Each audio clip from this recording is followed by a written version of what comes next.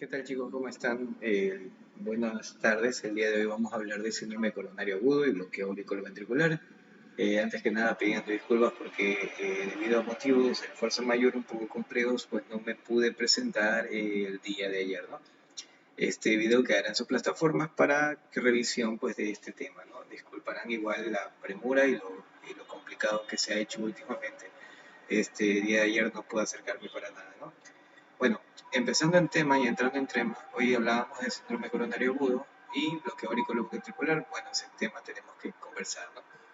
Síndrome coronario agudo vamos a tener diferentes factores de riesgo que van a ser modificables y no modificables. Los modificables por lo general tienen que ver con qué cosas, con el estilo de vida, la obesidad, el sedentarismo, el uso de tabaco, ¿no? Modificables porque esto se puede cambiar. Hiperlipidemia, hipertensión arterial, diabetes mellitus y homocisteinemia, aunque son enfermedades que es verdad que dependiendo de la etiología, más que nada hablando de la hiperlipidemia, que esto puede ser adquirida, ¿no?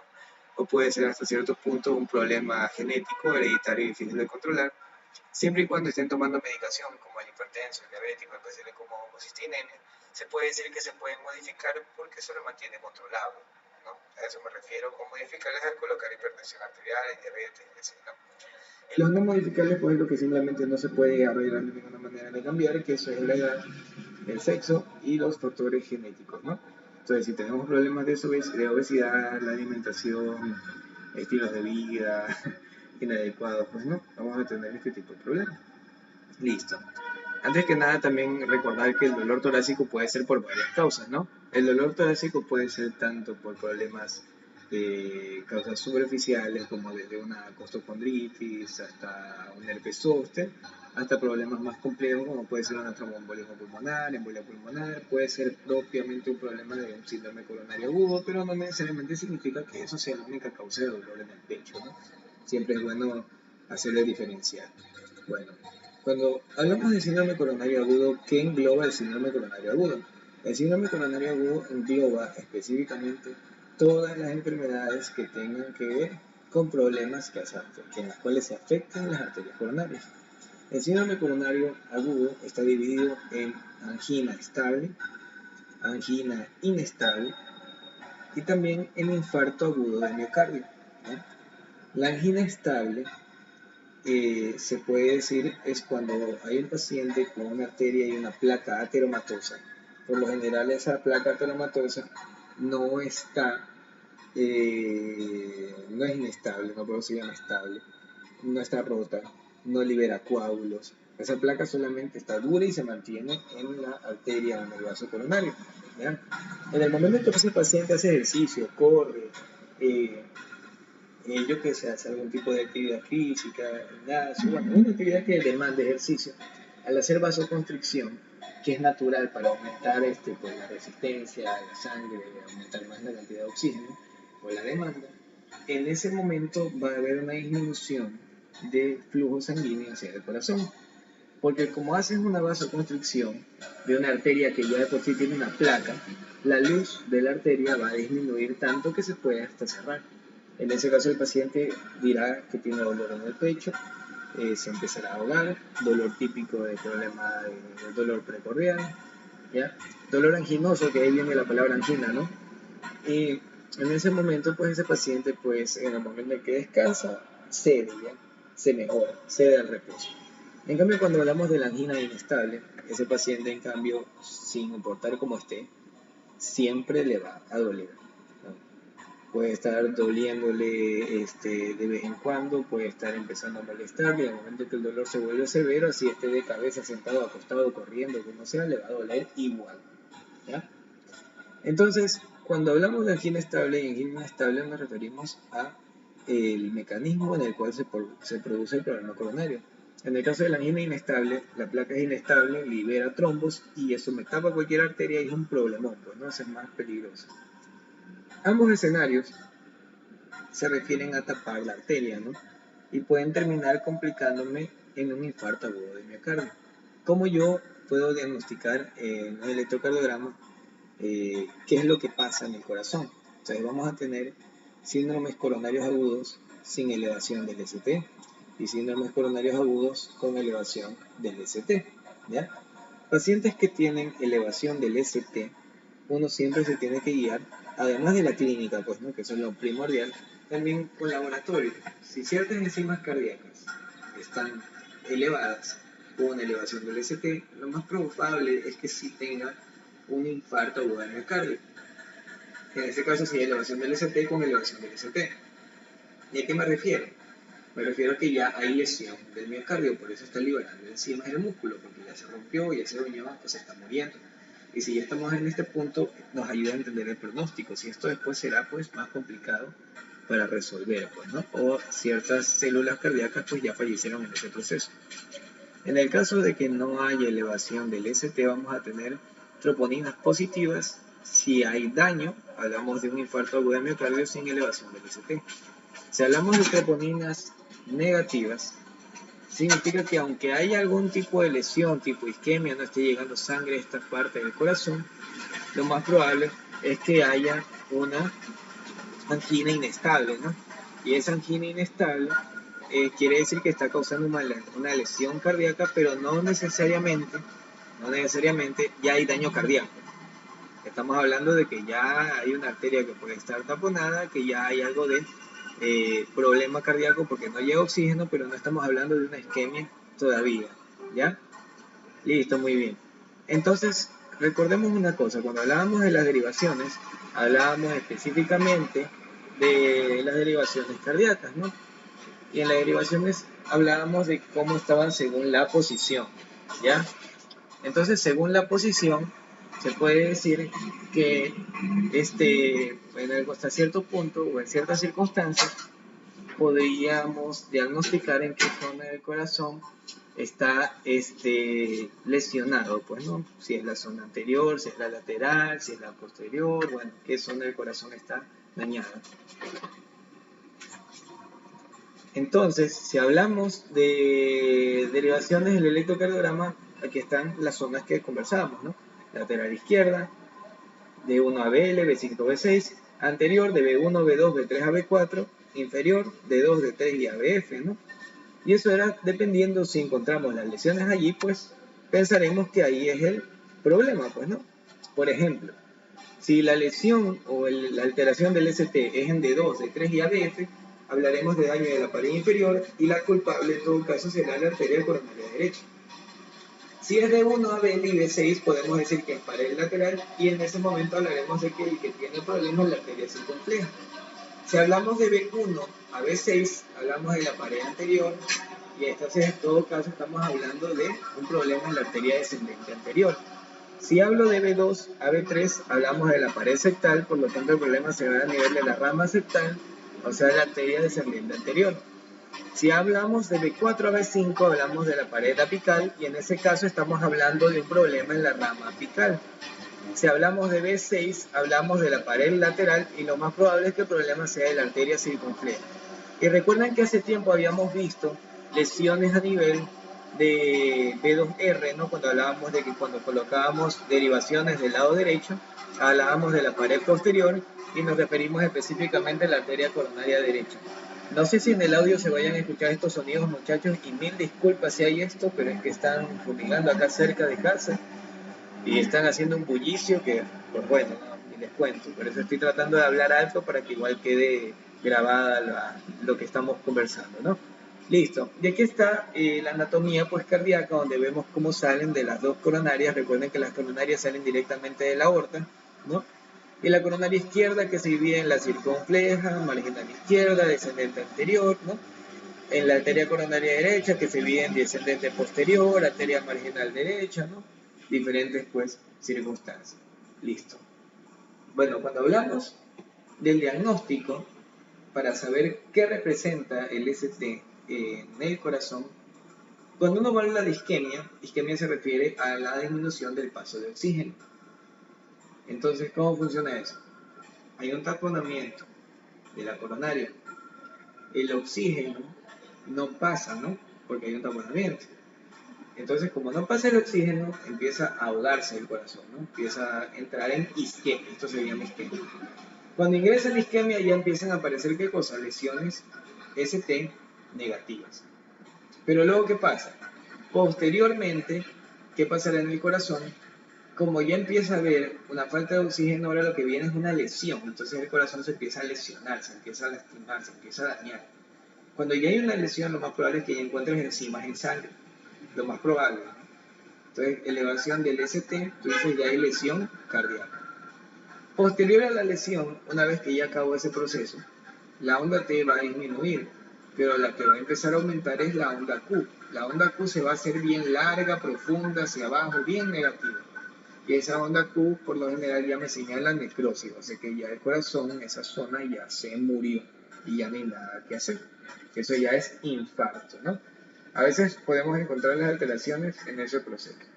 Miren aquí, por ejemplo, si ven aquí en B1, cómo está hacia abajo el ST, ¿no? Aquí hay una alteración ya del ST. Bueno, no hacia abajo, no digamos hacia abajo. Aquí está el Q, R, la S ya hace ya una lomita, ¿no? ST. Y aquí va hacia abajo la lomita, ¿no? En B2 ya es llamativo, pues la R se ve bastante llamativo. La T, el ST, ¿no? Como está inflado, bueno, aumentado, ¿ya? B2 y B3, si tú ya estás viendo eso, ¿qué es lo que vas a tener que ir a buscar? Los más probables problemas a nivel de estas circunstancias, ¿no? B1, B2 y B3. Además de eso está lesionada ABL, ¿no? Entonces, esto es cara anterolateral. Tú puedes decir que aquí el problema sería a nivel de la arteria descendente anterior, ¿no? Bueno, esto es para volver a hablar más que nada de las derivaciones, pero esto ya hemos hablado, ¿no? Aquí cuando hablamos de infarto puedes encontrar dos cosas. Si ves cómo está B1, lo que está pintado de amarillo, B1, B2 y B3, Q profunda, y es profunda porque ya esta parte del corazón ya se necrosó, se murió, ¿no? Y puedes encontrarla, aunque haya una Q profunda, a veces aún alteraciones del ST, porque esto igual ya está muerto, pero no significa que no haya más parte del corazón que se siga lesionando. A esto se le conoce, debido a cómo estamos encontrando las lesiones, B1, B2, B3, B4 y B5, pared antero-septal, porque B1, B2 son de la pared a la cara septal, ¿no? Bueno, entonces, igual, estos son las mismas circunstancias, más ejemplos, miren D2, miren D3, el aumento del ST. Bueno, aquí no se aprecia mucho, pues no, porque está, en el caso de B1 lo que tiene es un infra-ST, B2 un infra-ST, B3 un infra-ST, entonces es como complejo observarlo aquí, ¿no? Pero bueno, en este caso, infra-ST que puedes encontrar tranquilamente en B1, en B2, en B3, ¿no?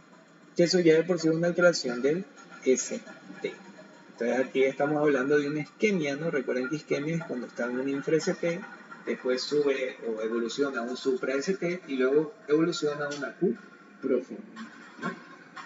Bueno, listo. Otro ejemplo, aquí la misma circunstancia, miren B2, miren B3, miren B4, B5, cómo está el ST aquí aumentado.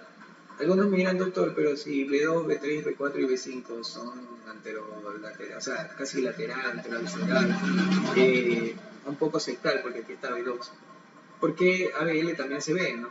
Recuerden que ABL es una derivación que está hacia la izquierda, y si estamos hablando de que la pared lateral del corazón también será afectada porque B5 está igual, también hablaremos de que ABL lo único que está haciendo es reflejando el daño que hay en estas caras, ¿no?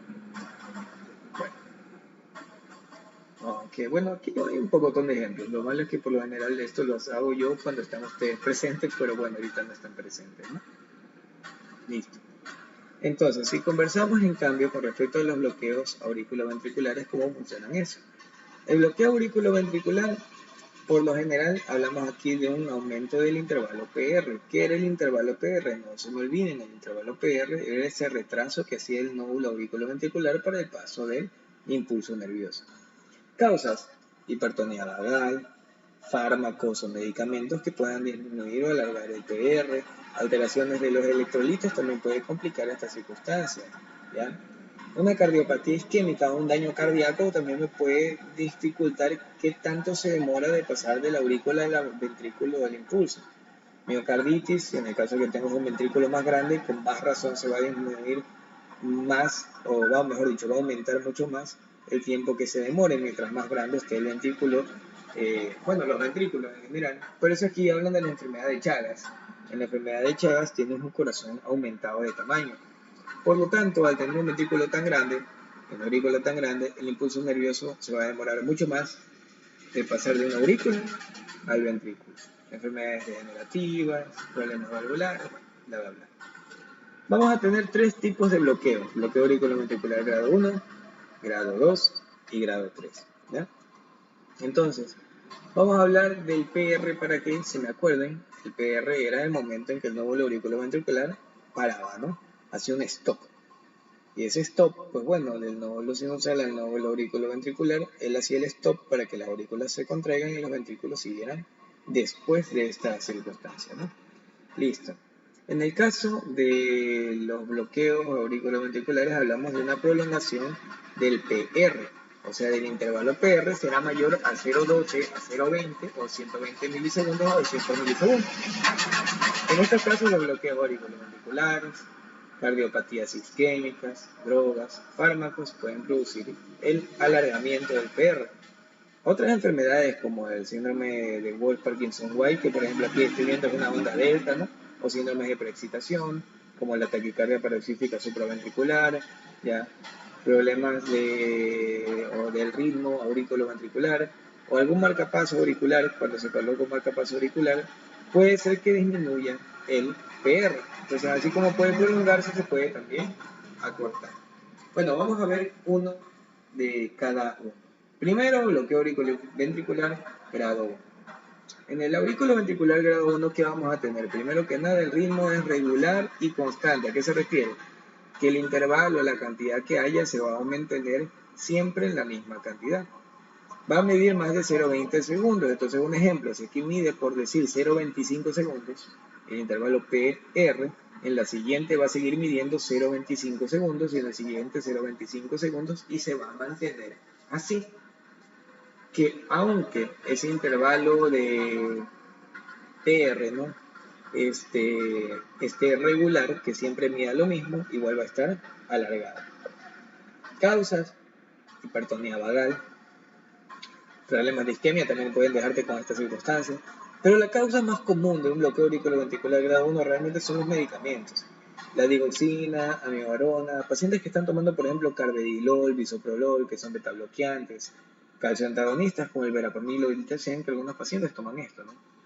Pacientes que tienen cuadros de bloqueos trifascicular, que en este caso estamos hablando con pacientes severos, con problemas de bloqueos completos de rama derecha, con problemas de un PR largo, ¿no? Entonces son pacientes que vamos a tener en este tipo de circunstancias, pues que no van a llevar bien el impulso, ¿no? Entonces, en el caso de pacientes con hipotermia, hipopotasemia, también, porque prácticamente disminuye el simpático. Al disminuir el simpático, pues el corazón ir más lento, puede aumentar pues el intervalo PR. ¿Dónde se ve también? En el síndrome de Brugada. En el síndrome de Brugada, que vamos a ver, bueno, con ustedes el día de hoy mismo que hablamos de eso, el PR puede estar ligeramente alargado. Pero por lo general, esto de aquí no tiene ningún tipo de tratamiento. Si el paciente es asintomático y le encuentras eso, un paciente asintomático, tú no haces nada, lo dejas tranquilo, ¿ya? Siempre y cuando no haya algo que te haga pensar que hay algo malo, ¿no?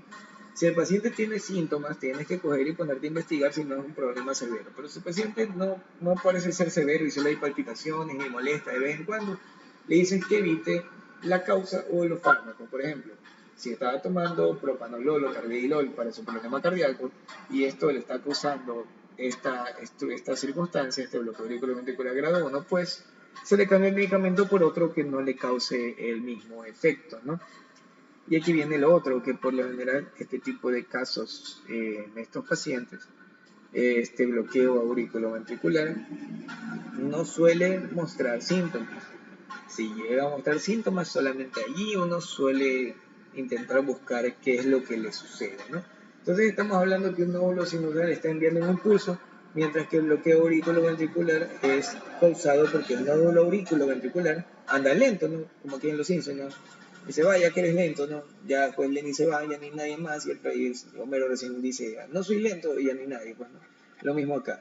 El PR alargado se demora, ¿no? Y hasta que reacciona el nódulo auriculoventricular, aumenta pues el intervalo, ¿no? Listo, ese es el grado 1. Y aquí ejemplos del grado 1, un PR constante, nada del otro mundo, solamente que se lo encuentra alargado, eso sí, ¿no? En el caso de bloqueo auriculoventricular grado 2 vamos a tener dos tipos de diferencia, MOVIS 1 y MOVIS 2. Bloqueo auriculoventricular grado 2 también se le conoce como fenómeno de Wenckebach, ¿ya? Este de aquí tenemos un problema. El PR empieza normal y luego aumenta, y luego aumenta más, y luego aumenta mucho más, y luego desaparece un proceso o un complejo QRS. Desapareció. ¿Qué es lo que pasó? El nódulo auriculoventricular primero conducía, luego se empieza a demorar un poco más, luego se demora mucho más, luego se demora demasiado y si ya llegamos a un punto en que después no conduce. Por lo general, esto puede llegar a ser hasta fisiológico en ciertos deportistas. En ciertos deportistas, el 75% es asintomático, ¿eh? Hay que investigar algún tipo de medicamento porque estos tienen casi los mismos tipos de causas, ¿ya? Y si no causa problemas, por lo general no hay ningún tipo de tratamiento. Ahora, si tiene síntomas, el paciente realmente se siente mal con esto, pues ahí hay que ponerle un marcapaso. Ahí sí se le pone un marcapaso.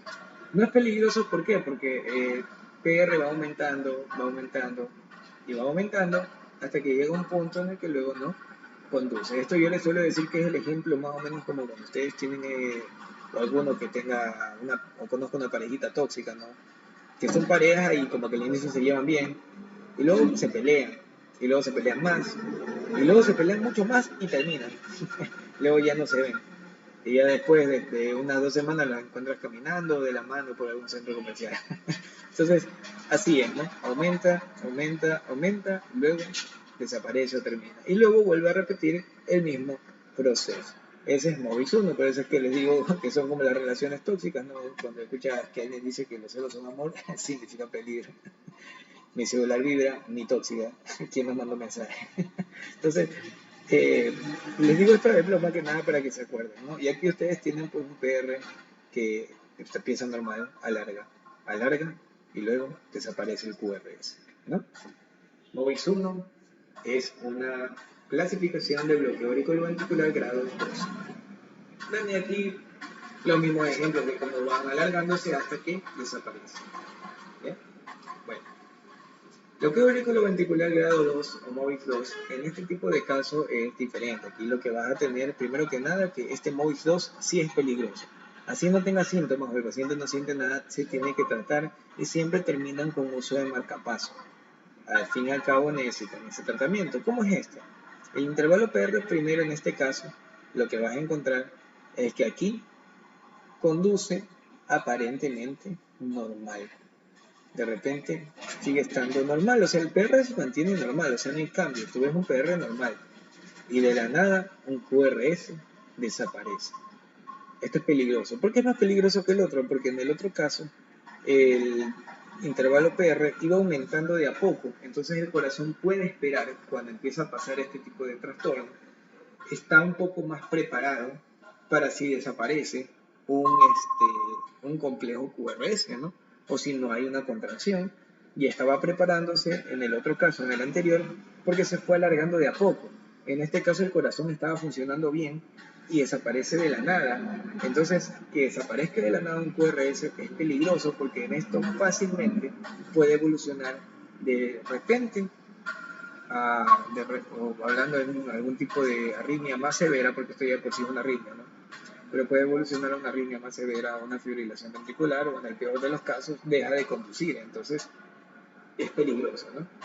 Yo como lo comparo, esto es como cuando tú conoces a tus amigos que tienen esa parejita que dice, o a tu amiga, que se enamora y dice, ay amiga, por fin conocí el amor, conocí a la persona que me entiende, me ama, me trae flores, me trata bonito y todas las cosas y todo va muy bien, entonces, ay amiga, felicidades, me alegro por ti. Y de repente pasa el tiempo y un día viene llorando porque el novio la gosteó, desapareció de la faz de la tierra. No le dijo nada, no le dijo por qué terminaron, simplemente se fue, desapareció. ¿Ya? Y entonces en ese caso, pues, como yo le suelo decir a mi estudiante, ¿qué crees que duele más? Una relación como en la anterior, que se va alargando y alargando y alargando y alargando, y luego terminan, y luego regresan. Ya saben en algún momento que van a terminar, o sea, es algo que se puede aguantar, pues no. Pero en todo caso, este otro no. porque todo iba bien y de repente desapareció. Esto duele mucho más, ¿no?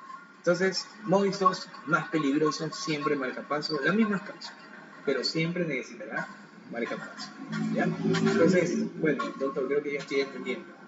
Ya, yo le pregunto, ¿qué significa el intervalo PR? ¿PR? ¿Qué era?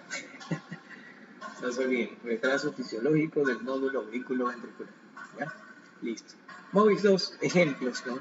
¿Cómo está el PR que se alarga más? Perdón, en este caso no se alarga, se mantiene igual y de la nada no condujo.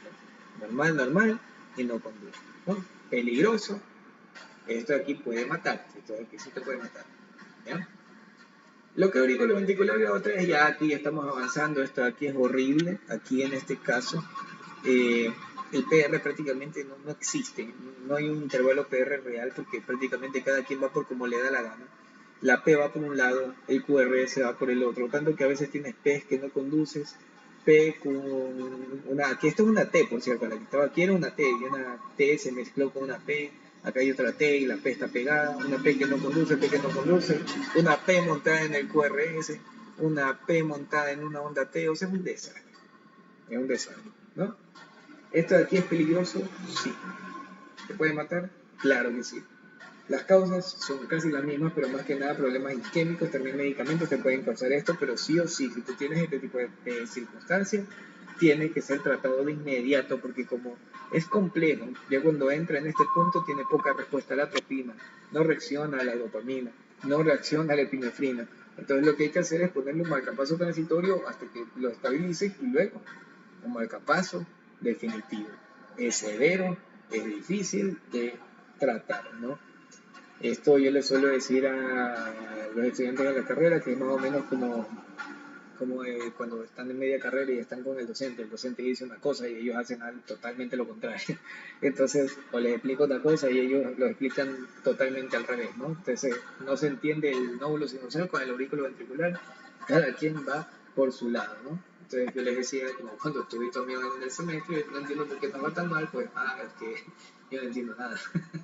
Entonces, es por esto, pues, ¿no? Listo. Entonces ustedes aquí tienen pues esos ejemplos, ¿no? Está hecho un desastre, una P5RS, una P con una T y luego una P y viene una T, o sea, esto de aquí no tiene un orden, es un desastre, ¿no? Y es peligroso, ¿no? Peligroso, peligroso. Listo.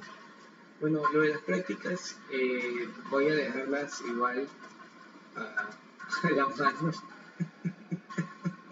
para que igual ustedes puedan después pues ir practicando con esos letras, ¿no? Y de repente el día del taller pues pondré unos cuantos ejemplos para poder practicar con estos circunstancias. Mis disculpas, vuelvo y repito, por no haber podido estar presente el día de ayer. No era tanto tema, era más o menos igual algo importante de entender. Disculparán los ruidos y todo lo que pasó en medio de este video. Y les deseo que pasen muy bien y nos vemos más tardecito. El video ya se los pasamos para que los tengan en su correo. Muchas gracias por escucharme.